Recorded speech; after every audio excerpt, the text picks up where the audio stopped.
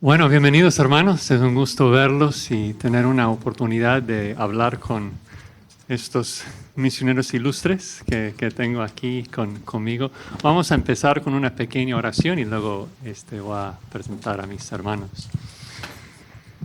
Señor, te rogamos en esta tarde que tú uses este tiempo para transformarnos, para cambiarnos a la imagen de tu Hijo Jesucristo. Pido por mis hermanos que les ayudes a expresar su pensamiento de manera correcta y que puedan exaltar a Cristo. Doy gracias por ellos y la forma que te sirven en diferentes países y que el ejemplo de ellos pueda servir de bendición para mis hermanos también, a todos nosotros. Y lo pedimos en el nombre de Cristo. Amén. Amén. Bueno, voy a presentarlos primero para que conozcan un poco de quiénes son, sus nombres y sus países, y luego vamos a entrar directo a las preguntas. Primero tengo aquí a mi hermano Santiago Armel, que sirve en Cali, Colombia, junto con su esposa, su familia. Luego tenemos a Carlos Montoya, que sirve en Honduras ya por, no sé si décadas o años. 20 años. 20 años, 2 décadas. Tenemos a Rubén Videra, que sirve en León, España, junto con también su familia. Tenemos a Fernando Jaimes, que sirve en Bogotá, Colombia. Tenemos a Ángel Cardosa, que sirve en Santo Domingo, República Dominicana. Y luego a José Alcíbar, le llamamos Pepe, y sirve en Guayaquil, Ecuador. Entonces, tengo varias preguntamos también en las redes, pero la primera es simplemente dar el tiempo de ustedes de hablar de lo que el Señor está haciendo en sus países, qué es lo que más estás como disfrutando, cómo es de que estás viendo el Señor mover en su país, para que podamos pues gozarnos con ustedes y lo que el Señor está haciendo en sus ministerios. Entonces, quien quiera empezar, adelante.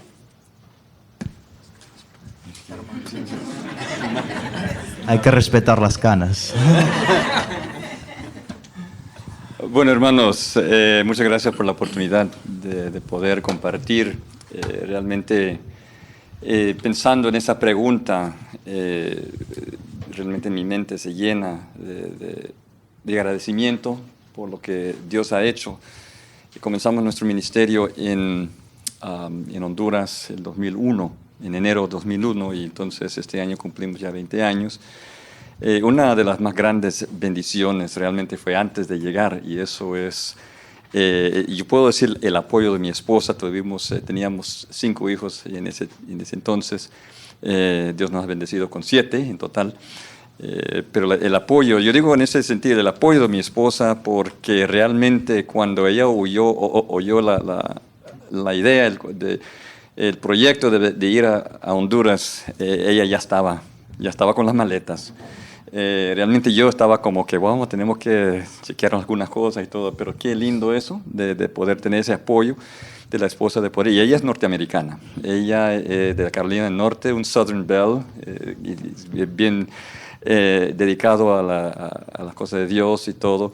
Entonces eso es una de las grandes bendiciones. Pero desde ese entonces, Dios nos ha dado la oportunidad de poder comenzar el ministerio con conferencias bíblicas, y entonces en 2006 comenzamos el seminario para la predicación expositiva allá, y en una manera realmente impresionante Dios ha bendecido. Este año estamos celebrando 15 años de existencia del seminario y ya vamos a graduar más de 100.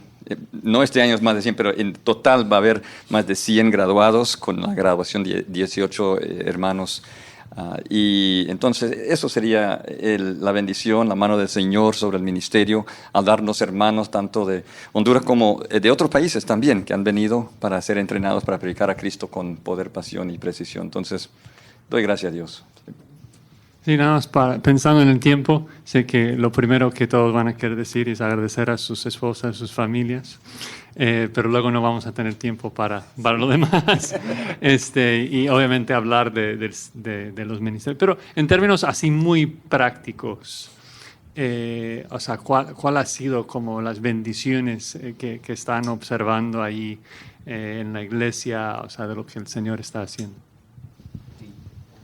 Bueno, yo quería, o lo estuve pensando de esta forma, y es que cuando yo salí de Colombia hace muchos años, y cuando yo salí de Colombia era un incrédulo.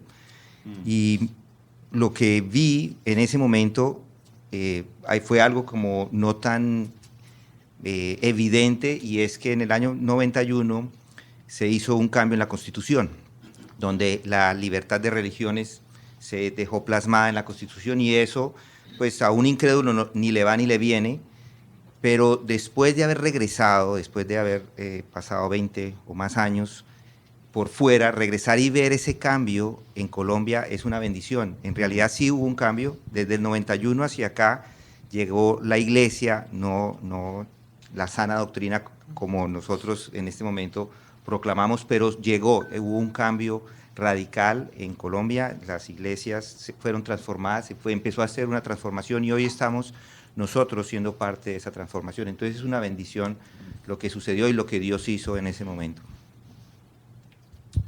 De mi parte, pensar en las oportunidades que el Señor me ha dado junto con otros hermanos a poder capacitar hombres en nuestro país.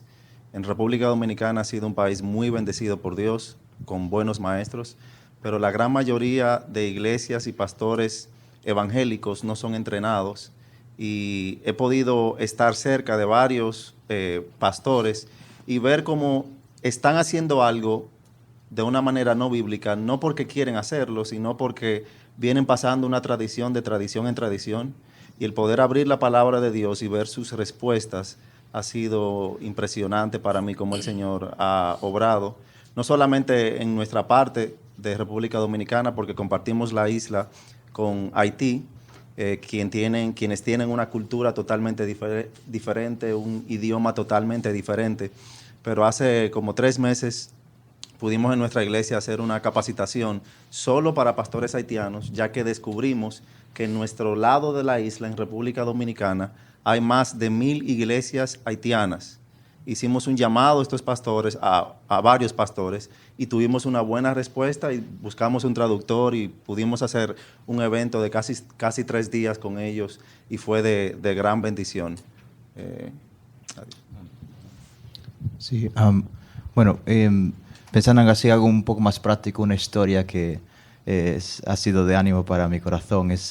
Por un lado es un poco triste, pero por otro lado es algo de gozo, en el sentido de que nos está sucediendo que diferentes familias de toda España se están mudando a León para venir a una iglesia bíblica. Entonces, por un lado es triste que no encuentren una iglesia donde están, y es algo que a lo mejor hablamos después en cuanto a esa necesidad, pero es de ánimo ver que están entendiendo la prioridad de la iglesia local, hasta tal punto que ahora ya no se mudan por trabajo, sino que se mudan para venir a la iglesia. Y una historia de una de estas parejas, una pareja pues joven, con niños pequeños y bueno, con una economía de un matrimonio joven. Entonces está en una situación que quería venir a León y quería buscar la manera de poder estar allí en León en la iglesia, y otra pareja de la iglesia, para ayudarles, compró un apartamento y no se lo regaló, pero se lo está alquilando a un precio muy barato para que ellos pudiesen venir y estar viviendo en León. Y luego la iglesia respondió, le han dado ropa, le han dado comida, le han dado hasta una secadora de ropa, de todo, simplemente para, bueno, ayudarles y ver el gozo. Y esta pareja fue salvada por medio de una de nuestras predicaciones en YouTube. Los dos escuchándola. Es de un trasfondo de una familia creyente, aunque estaba totalmente metido en el mundo. Ella, ningún tipo de trasfondo cristiano. Y el mismo día, el mismo domingo, empezaron a escucharla y Dios los salvó, y decidieron a partir de ese momento venirse a León. Entonces, ver la obra del Espíritu de esa manera en las personas, salvando y luego buscando una iglesia bíblica, y la iglesia respondiendo para favorecer eso, es de ánimo y es de gozo. Yo me uno al testimonio de Rubén, porque es un hambre de la palabra impresionante en las personas. años expuestos a falsas doctrinas, a personas que vienen muy lastimadas de otros lugares donde tuvieron confianza en estos líderes religiosos y salieron lastimados, y ver cómo van llegando y cómo el Señor hace lo que tenga que hacer para cuidar a su pueblo, y lleva una congregación y cuida a sus ovejas y las trae.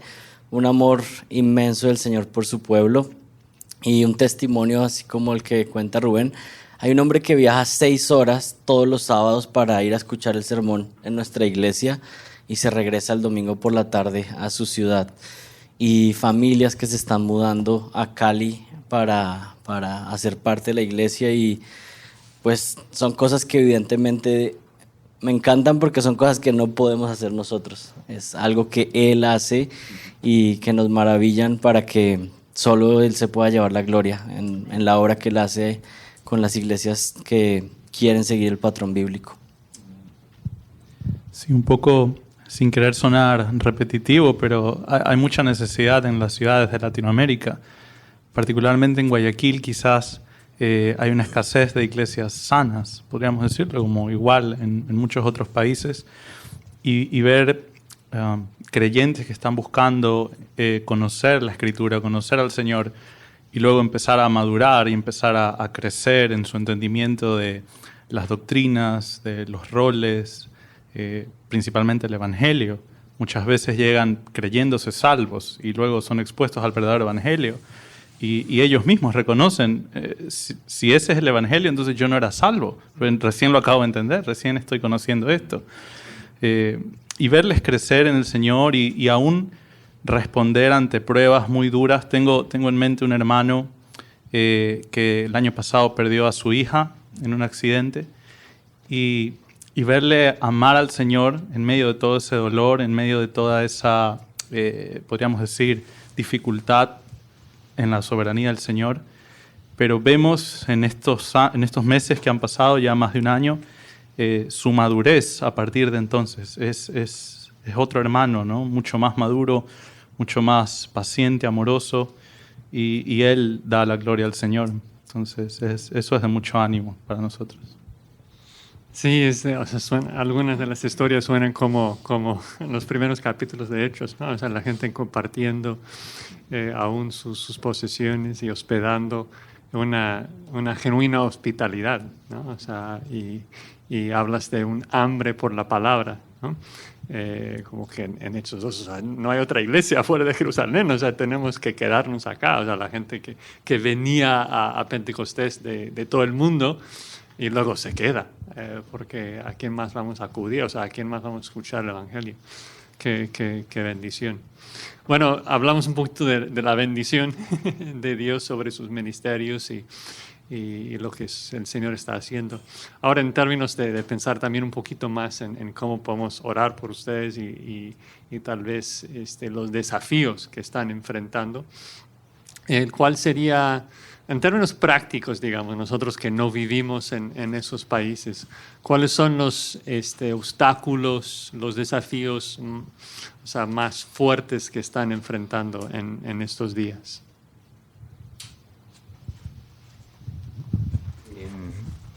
Bueno, nosotros igual, así de la misma manera que es libre la iglesia, hay libertad para hacer iglesia en Colombia, pues es una libertad restringida por el catolicismo de alguna forma, porque todavía el catolicismo es muy fuerte allí y hay empresas, digamos, que no permiten el desarrollo de iglesia allí, empresas como los bancos. Fue un dolor de cabeza para abrir una cuenta a nombre de la iglesia, una iglesia constituida legalmente, pero va uno a un banco y no la abre, va al otro tampoco. No quieren abrir una cuenta bancaria de ahorros, ni siquiera una cuenta corriente, ni libro de cheques, ni nada, no abren cuentas, no es fácil. Nos tocó ir a un banco brasilero que tiene una sede allí en Colombia para conseguir una cuenta de ahorros. A mí eso pues me parece que no funciona bien y ahora quisiéramos hacer algo adicional, de pronto tratar de hacer algo con la iglesia, un terreno, construir algo. No hay créditos para las iglesias. Entonces es difícil, son restricciones que tenemos como iglesia y adicional a eso, pues las doctrinas que que todos han ya mencionado, hay mala doctrina dentro de la iglesia, que mucha gente ha sido herida por las malas enseñanzas y nosotros somos los que lo recibimos. Sin embargo, para mí es una bendición, ¿ok? Mala doctrina, venga, que nosotros aquí tenemos un sitio para ministrar su corazón, si eso es lo que Dios quiere. Entonces eso, básicamente. Bien interesante cuando llegamos allá. Obviamente queremos enseñar la sana doctrina y que la sana doctrina resalta en todo. Y obviamente uno se inclina a diferentes grupos, ¿verdad? En las enseñanzas queremos entrenar a los pastores y todo. Y entonces hay grupos, denominaciones, conservadores, evangélicos, y estamos bien alegres. Pero de repente nos sorprendió que a comenzar a enseñar sana doctrina, predicación expositiva, que realmente estos grupos comenzaron a estar contra nosotros. Y entonces estábamos como sorprendidos, ¿verdad? Y queríamos venir a ayudar. Y entonces eso fue un gran desafío, y la razón más que todo era porque ellos realmente habían estado trabajando con una doctrina mala, con una práctica mala, y querían como mantenerse así. Y nosotros eran en un sentido como una amenaza a eso, y solo queríamos venir a ayudarles.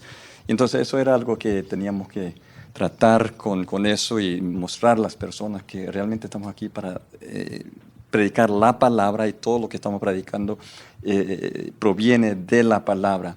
Entonces estamos con eso. Tal vez relacionado con lo que ellos mencionaban, hace grandes rasgos, diría que la mayor necesidad es de iglesias bíblicas. Ese es el mayor reto que nos encontramos en España. Es un país difícil, complejo. Y sí, ya para empezar, la población evangélica en el país es extremadamente baja. El porcentaje, la FEREDE, que se encarga de hacer este tipo de registros, calcula que aproximadamente solamente 2,2% de la población es evangélica. Pero en esos números están incluidos grupos como adventistas, que obviamente no son ortodoxos ni evangélicos, entonces, y otros grupos que no consideramos dentro de la ortodoxia evangélica. Entonces, realmente, cuando calculas esos números, estás hablando de que hay en torno a unas 1000 iglesias evangélicas en todo el país. Pero luego, no es que sean necesariamente bíblicas. Y hay buenas iglesias, el Señor está haciendo algo de motivo de gozo, es que el Señor está levantando algunas iglesias, hay otros hermanos, otros movimientos que el Señor está utilizando, está levantando una generación de hombres para predicar por medio del Seminario Berea y otros, pero la cuestión es que el país, aunque es pequeño, siguen siendo 50 millones de personas, con 1000 iglesias, y las iglesias, la media de una iglesia está entre 40 a 50 personas. Y ahora te encuentras con que el grupo es reducido, pero es que ahora, que es uno de los problemas que nos encontramos con el pragmatismo, entonces que solamente se predica o se enseña aquello que funciona, y el púlpito ha dejado de ser relevante. Y bueno, tengo historias para no acabar y no quiero deprimiros, pero la cuestión es, pienso en una iglesia en particular que ha sustituido realmente la predicación por terapia de grupo y una serie de cosas. Te habla de eso, y son hermanos que realmente aman al Señor, pero totalmente equivocados. No es que sean, es por la pura gracia de Dios que nosotros sabemos lo que sabemos. Pero ellos, en su mejor intención del mundo, quieren hacerlo bien y quieren ser relevantes y quieren buscar cómo atraer nuevas personas al Evangelio, pero debido a la ignorancia, que no han sido entrenados ni expuestos a la verdad, realmente el púlpito está sufriendo mucho. Entonces esas iglesias son poquitas las que mantienen en alto la palabra y a Cristo, y bueno, el país sufre por eso mucho. Bueno, yo me uno al mismo mensaje, que lo veo mucho como un ataque a la suficiencia de las Escrituras.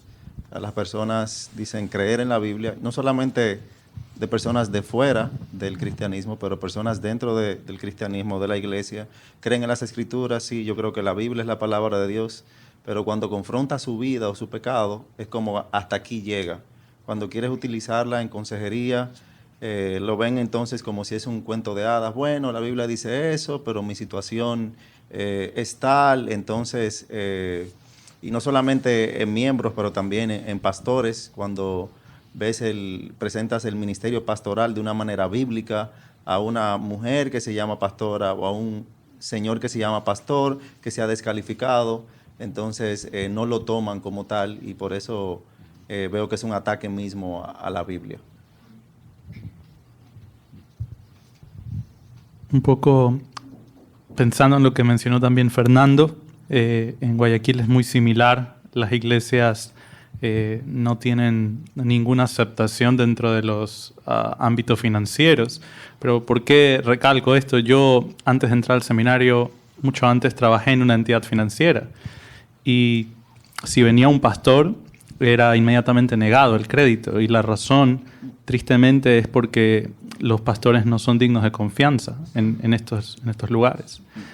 Porque hay muchos hombres que no deberían estar en el ministerio, que están en el ministerio dando mal testimonio, y esa inestabilidad y esa falta de confianza en ellos produce que los bancos dicen no les podemos dar. Entonces, tristemente, orar también por hombres también entrenados, pero hombres que estén viviendo en el carácter según la Escritura, ¿no? Qué tragedia, ¿no? Que un pastor tenga esa reputación. Sí, digamos que la mayoría hablaron de como dificultades globales de la iglesia y en sus contextos. Pero hablando algo más particular, para mí de las cosas más difíciles que he experimentado en estos 5 meses plantando la iglesia realmente ha sido los tiempos de consejería.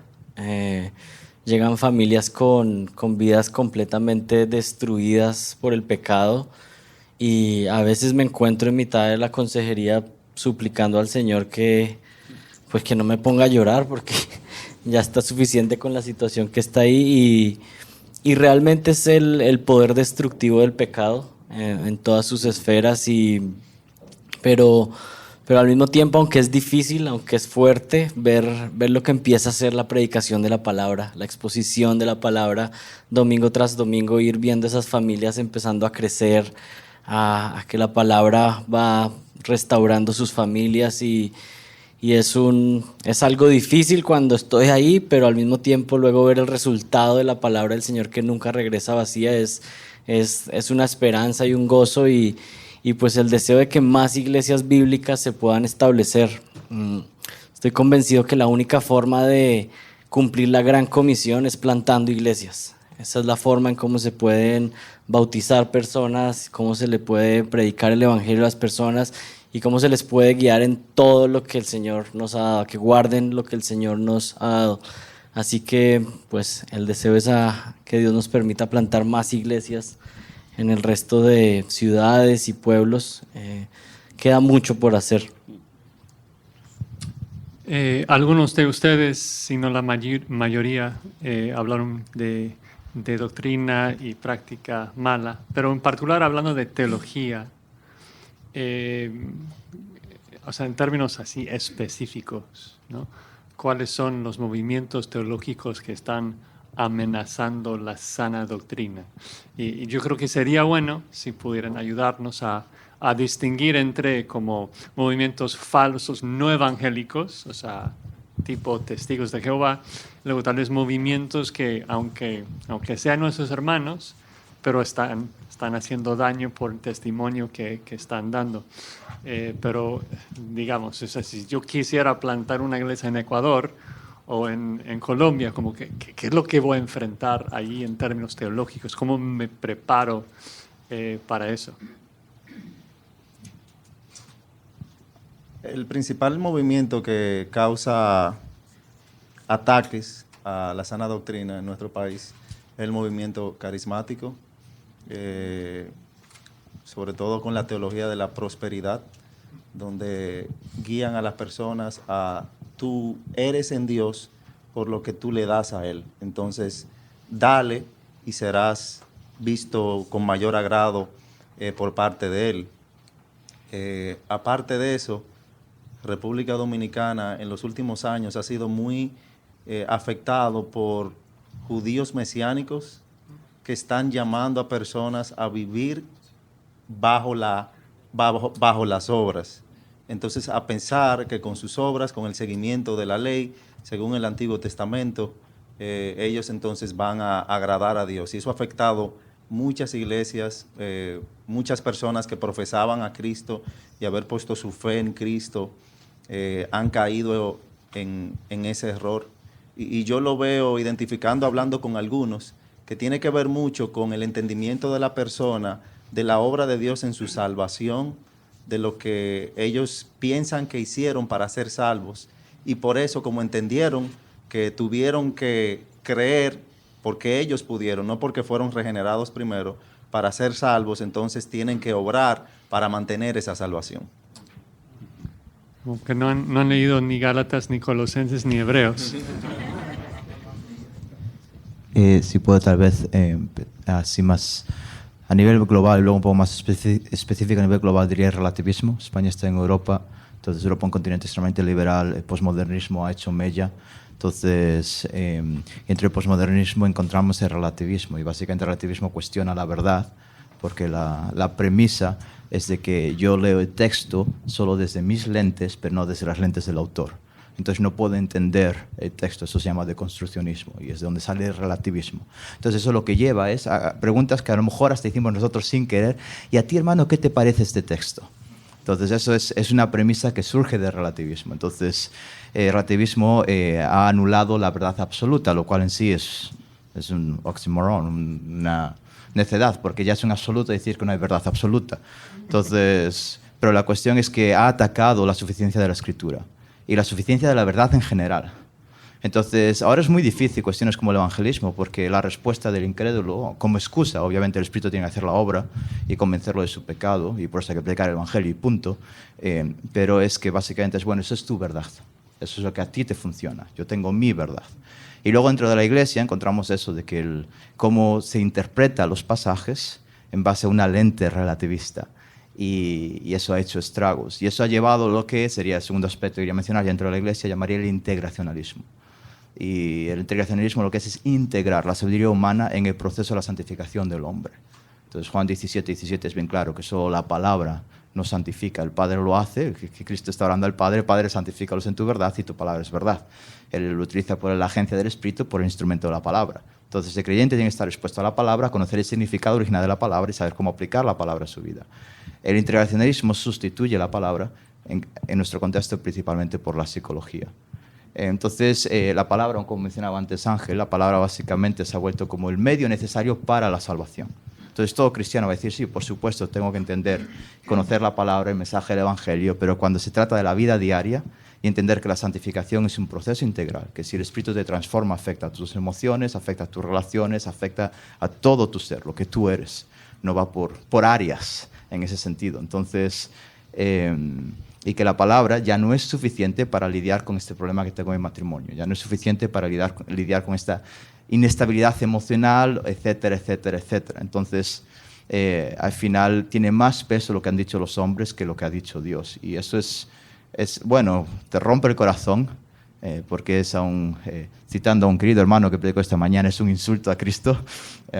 Entonces, realmente es lo que es un acto de insolencia contra el Rey de los cielos. Entonces, bueno, hay que seguir predicando la palabra y amando a la gente. En Colombia hay un grupo que está creciendo y infla las estadísticas evangélicas, los cuentan como evangélicos, y se llama la Iglesia Pentecostal Unida de Colombia. Y en cada pueblito, en cada ciudad hay una, y están por todo el país. Y es un grupo que niega la Trinidad, ¿sí? Principalmente hablan de la unicidad en Dios y tienen diferentes corrientes o vertientes, pero la mayoría son modalistas. A veces Dios se presenta como Padre, a veces Dios se presenta como Hijo, a veces se presenta como Espíritu, pero no hay tres personas, niegan la Trinidad. Y hablando con algunos, les pregunta, bueno, ¿y qué pasó ahí en el bautismo de Jesús? Estaban los tres presentes. No, sube, baja, va yendo así porque pues es omnipotente. Entonces, bueno, tanta necedad, pero un caso particular de alguien que me decía, lo seguimos su enseñanza hace años, lo que creen en Grace y escuchamos todo, y prácticamente como diciendo, bueno, soy alguien bíblico. Somos cesacionistas, no creemos, digamos, las perversiones del Evangelio de la Prosperidad, solamente no creemos lo de la Trinidad. Y lo que hicimos con ese hombre fue decirle, bueno, vamos a hacer un discipulado personal para ver si logras entender. Estuvo por 3 meses y al final dijo, no puedo aceptarlo. Yo le dije, mira, yo estoy plantando una iglesia, es un rebaño nuevo y agradezco tu sinceridad, pero este no es el lugar para que vengas. Yo tengo que cuidar a las ovejas y lo que tú crees es una gangrena. Y yo voy a cuidar las ovejas, así que este no es el lugar. El día que quieras hablar nuevamente de esto y que el Señor abra tus ojos y puedas ver que esta es una verdad bíblica, bueno, podemos hablar. Pero alguien que niegue la Trinidad no puede ser salvo, y esa es una gangrena que al menos en Colombia se está propagando rápidamente, y les pido que cuando se acuerden puedan orar por eso, para que el Señor en su gracia detenga eso con la verdad. Rápidamente, yo sé que nosotros como latinos, ¿verdad?, sabemos las distinciones y son bien marcadas las distinciones entre evangélicos y catolicismo.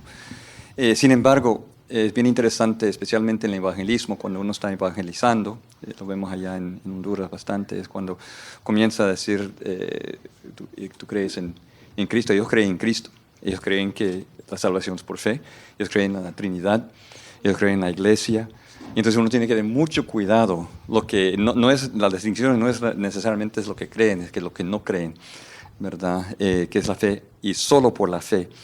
Pero aún así, muchos que han crecido en el catolicismo realmente no saben. Entonces, cuando dices, es solo por la fe, sí, es solo por la fe. Y nada más, nada obra, no hay obra. Pero siguen en la iglesia católica y todo. Entonces, hay ese engaño, para decirlo de esa manera, diabólica, que tenemos que presentarle con la suficiencia de la palabra de Dios, para que ellos entiendan que realmente hay una gran diferencia entre los dos. Y comentando rápidamente, la semana pasada me encontré con alguien de aquí en nuestro ministerio que decía que era católico evangélico y bien entrenado a como darnos la respuesta que queremos escuchar, dando a entender de que somos hermanos. Sí, es igual un poco lo que han dicho. Colombia es eso, tiene un gran grupo de gente que clama decir católicos y otro que dicen ser evangélicos, pero hay que tomarlos con pinza, inclusive los mismos católicos. El que dice que es católico nunca va a una iglesia, no conocen la doctrina, simplemente no me hable del cristianismo porque yo soy católico, pero nunca se acerca a una iglesia, ni siquiera, no sabe nada. Entonces es un grupo difícil de ministrar porque no quieren saber nada. Para mí son paganos, pues sabemos que son paganos porque el catolicismo no es la verdad, pero son más paganos, inclusive viven sus vidas dedicadas a hacer cualquier cantidad de barbaridades de todo tipo. Allá hay violencia de todas clases, hay robos de todo, hay una maldad generalizada en todo el territorio colombiano, donde la gente sale y pelea en las calles y no les importa herir a otras personas. No hay una conciencia no hay moralismo ni siquiera. No que el moralismo esté bien, yo creo que el moralismo sin verdad es simplemente nada, no sirve para nada, pero ni siquiera hay alguna sentido de amor por los hermanos. La gente mata por nada, roba por nada. Esta semana pasada hirieron a una niña por robarle un celular, 14 años tenía la niña y no se los quiso entregar, salió corriendo y le dispararon a una niña. Entonces, y eso es el pan de cada día. Entonces es algo con lo que nos enfrentamos, es la realidad de un país, es un país que está entregado a la maldad y a la que tenemos que confrontar con el verdadero evangelio. En el caso también, un parecido a lo que han comentado todos, un crecimiento exponencial en cuanto a falsas iglesias ofreciendo prosperidad, ofreciendo salud, gente engañada, sale decepcionada de las iglesias no queriendo saber nada de Cristo, pero al mismo tiempo, con todo lo que eso trae, algo que es muy marcado también es un ataque a la Escritura. cuando tú les hablas de estudiar la Biblia, lo ven como algo que no necesitan. Es decir, hay esta falsa idea de que yo puedo amar a Dios sin amar la Biblia, sin amar la Escritura. Y de la mano de eso se ha introducido mucho la psicología también en estos grupos, al punto que cuando necesitan un consejo casi que prefieren ir a un psicólogo que a su pastor. Así ha llegado a aferrarse estas ideas, ¿no? Como lo que comentaba Rubén también. Sí, hay que orar mucho, ¿no? Muchas amenazas y al mismo tiempo puertas abiertas para el Evangelio. Tal vez por cuestiones de tiempo, con las demás preguntas que tengo aquí, no todos van a poder aportar algo. Pero pensando en lo que acaba de decir, me viene a la mente la realidad de que, de un lado, tenemos un requisito para un pastor que sea apto para refutar a los que contradicen, Tito 1:9. Y al mismo tiempo, en 2 de Timoteo 2:24 dice que es necesario que el siervo de Dios no sea contencioso. Entonces, como en tu vida, o sea, personal, como pastor, ¿cómo manejas esa tensión de que quieres proteger al rebaño del error y al mismo tiempo no quieres ser conocido como alguien que es contencioso, que pelea cada rato? O sea, quieres predicar la verdad. O sea, ¿cómo muestras el amor de Cristo, pero al mismo tiempo corregir las amenazas? Bueno, yo creo que obviamente lo dijiste, ¿verdad? En amor, y uno tiene que saber cómo hacerlo, ¿verdad? En amor, y que no presenta en una manera ofensiva cuando estás tratando con la palabra. Pero yo creo que, yo sé que una doctrina que se ha dado allá, bueno, y por eso tuvieron ustedes el simposio ayer del rol de la mujer. Yo me acuerdo una vez que, interesante, teníamos nuestra declaración doctrinal y en una conferencia y vinieron unas mujeres, ¿verdad? Y vieron que decimos en la declaración que la mujer no puede ser pastora. Y entonces me confrontaron y dicen, mire, en esta declaración usted dice que no, mujer, todos los otros puntos de la declaración tienen citas bíblicas, pero ese no tiene. Y era así, culpa nuestra, nosotros nos pusimos ahí, no sé por qué. Entonces yo dije, tienes razón, no pusimos ahí, perdón, pero quiero llevarles a varios citas bíblicas, ¿verdad? Y entonces lo llevé ahí, entonces lo que estaba haciendo es estableciendo la autoridad de la palabra. Yo creo que Dios lo puso así para que ellos podían confrontarme, ¿verdad? Porque lo confronté a ellos, así, lo puse así y todo. Y entonces después de presentarles ahí la autoridad de la palabra, como se quedaron viendo, entonces me acercaron otra vez y dicen, no creemos. Entonces yo dije, mire, realmente ustedes, esto no es contra mí. Su respuesta y todo eso ahora es contra la palabra. Yo les presenté la palabra, ahora tienes que luchar con lo que dice el texto. ¿Qué es lo que dice el texto? Entonces, llevándolos a la autoridad de la palabra, no es que es algo que viene de mí, viene de mi organización, del ministerio, que viene totalmente de la palabra, de una manera bien gentil, lo estamos presentando. Y entonces ahí quedaron, ¿verdad? Entonces los dejo con la inquietud. Algo relacionado con eso, respondiendo a tu pregunta, que realmente he aprendido, tengo que seguir creciendo a paso de los años, pero es que no sea conocido por las peleas que peleo, sino por la verdad que predico. Y creo que de hecho MacArthur solía decir algo así, ¿verdad? Sin mal no recuerdo. Entonces, pero a efectos prácticos es que desde el púlpito predicar la verdad.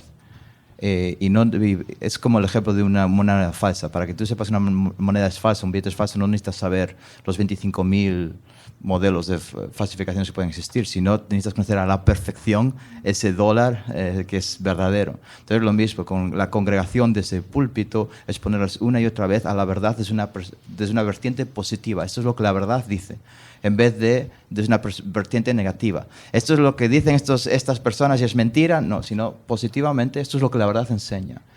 Y luego, relacionado con eso, algo que en nuestro contexto nos ha ayudado muchísimo para cuando ya tienes que ir a específicos de esta persona está equivocada por esto, esto y está influenciando tu vida, tienes que saber esto, es la hospitalidad. No es lo mismo decirlo desde un púlpito que cuando abres tu casa y los invitas a comer y tienes una comida y es como que la comida relaja a la gente, no sé qué tiene comer, Entonces, y comer en España se come bien. Bueno, vuestros países tienen comidas muy buenas también, la verdad. Entonces, pero la comida siempre es algo relajante. Y entonces, como que baja barreras. Y es un momento de más ameno, donde también puede haber preguntas. Por ese púlpito no suele haber preguntas, no debería haber preguntas durante la predicación, y después pues, muchas veces no vienen a preguntar. Pero entonces les empiezas a ayudar en ese pensamiento, en ese razonamiento. Y, por supuesto, como decía Carlos, los llevas a la palabra, a la autoridad de la palabra, no es nuestra autoridad. Pero ahí ya puedes ir a los específicos. Mira, pensaste en este argumento que están usando y en los problemas que presenta a la luz de este pasaje. Pero desde el púlpito, la verdad. Y obviamente, como se ha mencionado siempre, en amor, pero al fin y al cabo, eso lo mencionaba antes, pero es algo que continuamente vuelvo a la mente y es por la pura... Cuando más tiempo estoy en España, llevo ya 17 años, más cuenta me doy de que muchos hermanos realmente están engañados. No porque son malvados. A veces tenemos esta idea de son malvados que quieren voy a esparcir la mentira por todo el país y engañar y arrastrar a esta gente. Sí, hay algunos falsos maestros, pero se ven que dividen la iglesia. Pero ellos no, simplemente es que son ignorantes porque no han sido expuestos a la verdad. Están hambrientos por la verdad, pero en la soberanía de Dios están en un contexto donde no se les da la verdad. Y el hecho de que yo la haya recibido es por la pura gracia de Dios, no porque sea más inteligente o más guapo o lo que sea, no. Es porque Dios ha querido, y lo mismo con cada uno de nosotros. Si hay una verdad que yo entiendo y otro hermano no, es porque Dios ha querido. Entonces, eso te ayuda a ir todavía con más humildad y con más amor, y en esos contextos en torno a una comida, pues ayudarla a pensar bíblicamente. Pero desde el púlpito, simplemente el aspecto positivo de la verdad a grandes rasgos. Y luego, bueno, hay ocasiones especiales, conferencias, etcétera, pero lo característico que sea predicar la verdad. Yo creo que conocer tu contexto específico es muy importante. Dejar que el púlpito sea el lugar de donde venga la verdad expuesta por la palabra, pero también conociendo tu contexto. Siempre recuerdo en la última reunión con el pastor MacArthur antes de graduarnos, que él dijo, ustedes no van a Grace Community Church, ustedes van a una iglesia específica. Y un pastor, Juan Sánchez, dice una frase que siempre recuerdo, que él dice, no debes predicar a la iglesia que quieres, sino a la que tienes. Sin duda alguna, MacArthur, hay cosas que está predicando aquí porque él predica a su contexto, a su iglesia, pero el conocer las situaciones diferentes de nuestro contexto, de nuestra iglesia, y no irnos con cada ola, sino dejar que la palabra sea que dirija la iglesia, la enseñanza de la iglesia, eso es muy importante. Muy bien, sí, requiere mucha sabiduría, ¿no? Y en particular el hecho de tratar de transmitir el amor de Cristo a la persona en el momento de corregirlos, no siempre es fácil. Aunque quieras, o sea, la gente no siempre lo percibe así. Bueno, pensando también, y a lo mejor va a ser la última pregunta, no sé, pero pensando que seguramente acá y a lo mejor personas que ven la transmisión quieran ser misioneros, están viendo un equipo aquí de misioneros. Si tuvieras que dar un consejo a un hermano que está preparándose para ir al campo misionero, a plantar una iglesia, a unirse a un seminario, lo que sea, ¿cómo se puede preparar? ¿Qué puede hacer para servir al Señor en otro país, otro contexto? Yo creo que lo mismo que me hicieron a mí en su momento, yo le dije, yo quiero entrar al seminario, yo quiero prepararme, yo quiero entregar mi vida al servicio al Señor, y alguien en la iglesia en ese momento que venía de visita me hizo una recomendación, me dijo, vaya a un short term mission, vaya a una misión de esas cortas para ver si en realidad tiene usted el corazón por la gente, porque si recibe una persona que no tiene un corazón, un amor por las personas en un lugar donde lo que se necesita es amor por todas las personas allí, entonces no va a ser de mucho beneficio. Entonces sí es bueno que uno se vea expuesto a las misiones de forma real, práctica, así sea unos par de semanas o algo así. Yo creo que eso va a ayudar a cambiar su corazón y va o a motivarlo o a desmotivarlo y que se quede en su iglesia aprendiendo. Yo creo que si hay un joven que quiere ir a las misiones, lo que debería hacer es buscar un grupo de ancianos calificados que pueda comprobar si esta persona, si este joven tiene el carácter para ir al campo misionero, que no son otros requisitos diferentes a los de un pastor bíblico. O sea, los que deben salir al campo misionero son hombres, pastores calificados con los requisitos que están en Timoteo, en Tito, y pues eso no es algo que el misionero va a llegar y decir, mire, yo lo cumplo, sino que realmente haya un grupo de hombres que puedan analizarlo, conocerlo por años. Y creo que es Paul Washer el que dice que un misionero bien preparado y realmente calificado puede tener un efecto mayor que el de 100 hombres que no están llamados al ministerio y son enviados a hacer misiones. Y creo que es verdad, porque al final es el Señor quien está enviando a los hombres de Dios al campo misionero. Así que eso, buscar cómo otros objetivamente pueden aprobar y comisionar y enviar al campo misionero. Yo le aconsejaría, busca prepararte, busca estar rodeado de hombres que ya hayan tenido experiencia en el ministerio, que puedan instruirte. Y en ese sentido, no solo porque estamos aquí, ve a Masters o alguna academia ligada a Masters, porque aquí, y eso fue lo que me trajo a estudiar en este seminario, aquí vas a tener no solo teólogos que están en una oficina, que se han leído algunos libros enseñándote, sino que vas a tener teólogos, pastores, instruyendo a hombres que quieren ser pastores. O sea que eso es algo que yo aprecié mucho en mi preparación y eso les recomiendo a cualquier persona. Entrénate con pastores que te vayan a entrenar en el ministerio pastoral. No, rapidito, ya en un sentido lo han mencionado, desarrollar en su mente una bíblica filosofía de misiones, ¿verdad? Yo me acuerdo cuando yo fui a Masters, yo estaba pensando en misiones y todo eso, y entonces cuando me estaban enseñando cómo ser pastor, en los años iniciales, yo estaba pensando, bueno, esto lo estoy aprendiendo por ser misionero, no pastor. Misionero. Eso es lo que yo tenía, esa diferencia, ¿verdad? Misionero, no pastor.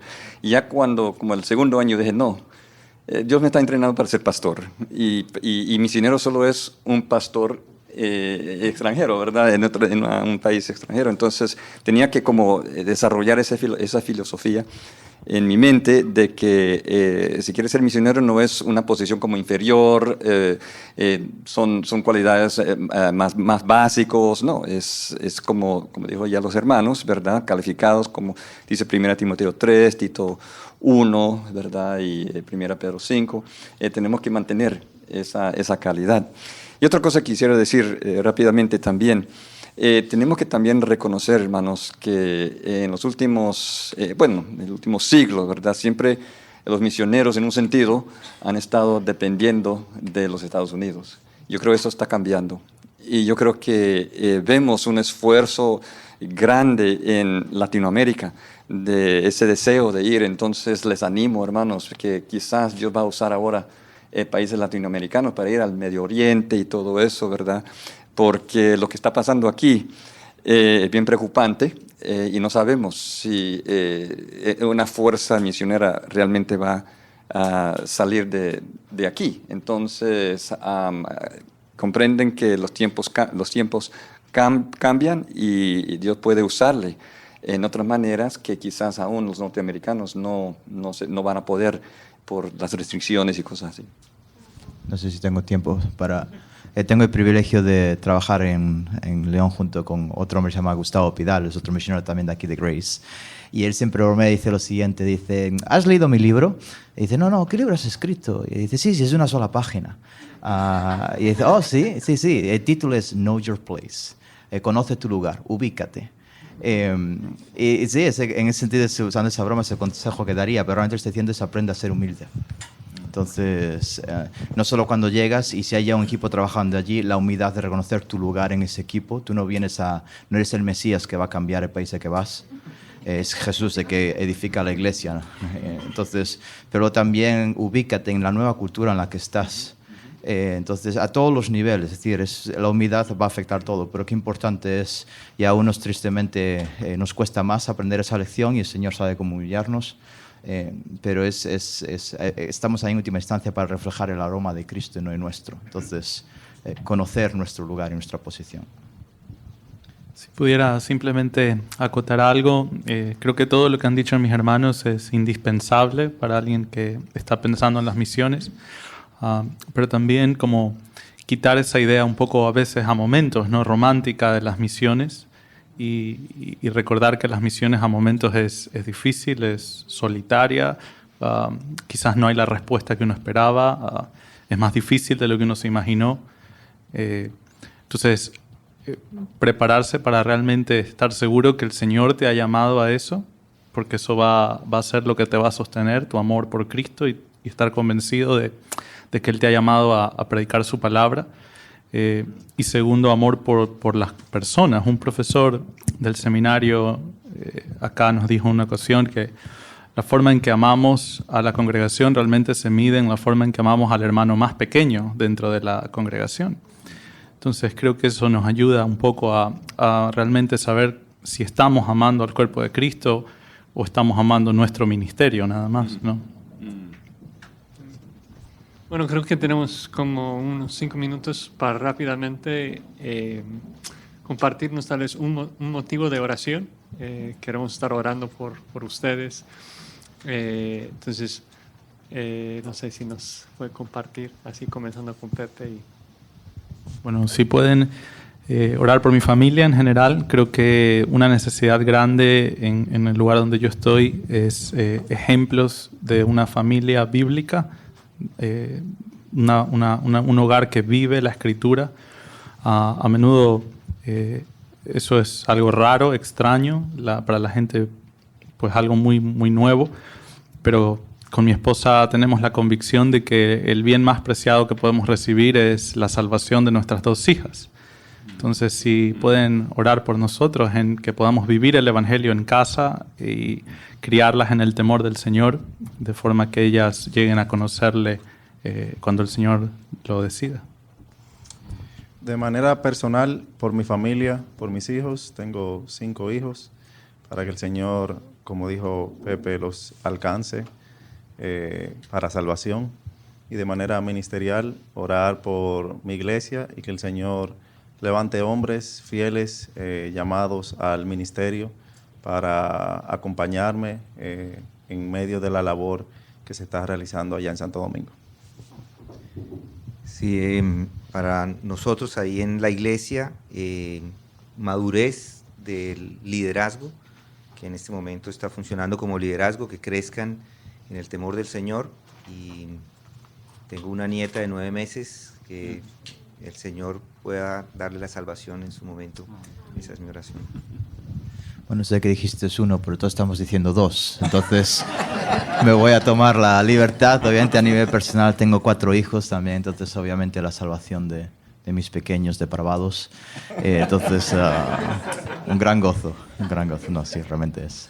Pero no, pensando en la situación en España, realmente lo que mencionábamos antes de manera implícita, la plantación de iglesias bíblicas y todo lo que eso conlleva. Entonces, Dios está levantando por medio del seminario en el que estamos trabajando, gloria a Dios por ello, una generación de hombres que están predicando la palabra y son fieles, pero ahora necesitan congregaciones a las que ir o lugares a los que plantar, recursos económicos, que no tengan que ser vivo vacacionales, trabajando 60 horas y a la vez intentando plantar una iglesia, teniendo una familia. Es bueno que el Señor poco a poco va moviendo fichas en su soberanía y sabemos que Él, al final, la iglesia en España, en el mundo, será presentada pura y sin mancha, pero que bueno, que podamos ver más iglesias bíblicas en nuestro país y que suceda todo lo necesario para que eso pueda ser posible. 2, ¿verdad, hermanito? Sí, ok. rápido. Bueno, eran 5. Fueron por los 4 hijos. Obviamente todos están para la familia, obviamente eso es, ¿verdad? Dios nos ha bendecido con 7 hijos. Los 7 han profesado Cristo y muestran fruto, damos gracias a Dios. Tenemos 5 nietos también. Entonces oren por los nietos, que Dios pueda llamarlos también a ellos. Y una oración bien rápido, la iglesia local, interesante en todo lo que hemos mencionado, no hemos mencionado una vez la pandemia, ¿verdad? Pero realmente lo que hemos notado es que la pandemia nos ha hecho bien cómodos en lo que queremos hacer y usarlo como una excusa en lo que no queremos hacer, ¿verdad? Y la iglesia, hemos visto que la iglesia algunas veces se estanca, no está sirviendo y usan esa excusa, bueno, por la pandemia. Entonces, oren que las personas pueden realmente ver que, mire, sí, estamos viviendo tiempos bien caóticos, pero tenemos que seguir, tenemos que servir, tenemos que levantarnos. Dios tiene su iglesia, Dios está edificando su iglesia y tenemos que servir. Entonces, oren que las personas pueden tener esa pasión, ese fuego, para decirlo de esa manera, en el corazón de querer servir para edificar la iglesia. Si pueden orar por también la salvación de mi hijo, Santiago, que tiene 4 años, y por fidelidad de mi esposa y míos al Señor hasta el final de nuestras vidas, y particularmente en el ministerio, si pueden orar que el Señor traiga un avivamiento, que personas vengan a arrepentimiento a través de las predicaciones, del ministerio que hacemos. Y todos dieron 2, así que yo voy a dar 3. Estamos por rentar un lugar, así que Dios en su gracia nos guíe, nos dé sabiduría y si es el lugar que el Señor quiere para nosotros, pues que tomemos la mejor decisión. Bueno, doy muchas gracias a Dios por sus vidas. La verdad es que me siento orgulloso de que hombres de esa calidad hayan salido de aquí, y es una bendición y poder escuchar cómo el Señor ha estado usándolos es un tremendo gozo. Así que vamos a terminar con una pequeña oración y así terminamos. Señor, damos gracias de que tú estás levantando a tu iglesia. Sí hay amenazas, sí hay peligros, pero sabemos que tú estás en control. Tú estás sentado sobre tu trono y tú reinas y confiamos en ti, Señor. Confiamos de que cuando obedecemos tus mandatos, de que tú nos vas a usar y en eso descansamos, Señor. Y pues pensando en mis hermanos que están acá con nosotros, que todos han pedido oración en particular por sus familias. Oramos, Señor, por ellos, por su esposa, sus hijos, Señor, de que tú les ayudes a pues, predicar el Evangelio en casa, vivir conforme a las verdades del Evangelio en casa y que tú de manera soberana salves a sus hijos, sus nietos, a sus familias.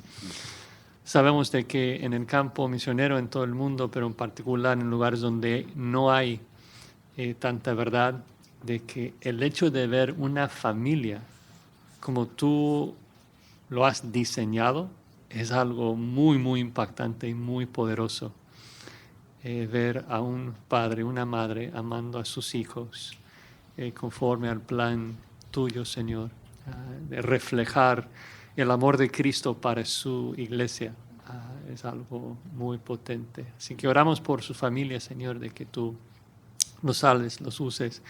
Y también por sus ministerios, Señor, por sus iglesias, de que tú sigas pues trabajando con ellos para que puedan ser sal y luz y que sus iglesias realmente puedan ser sostén y baluarte de tu verdad, que sean firmes en tu verdad y que traigas a tus escogidos a la salvación por medio de ellos. Y te vamos a dar toda la gloria y las gracias en el nombre de Cristo. Amén.